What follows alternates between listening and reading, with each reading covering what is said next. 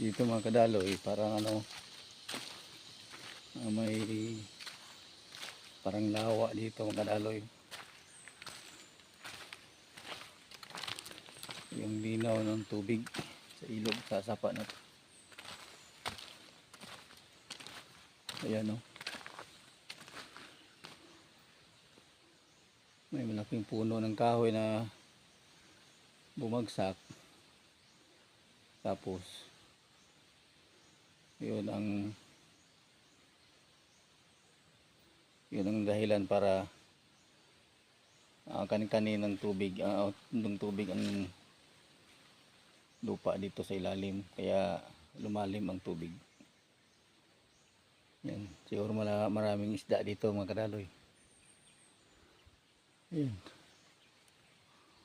May malaking puno sa bandang itaas.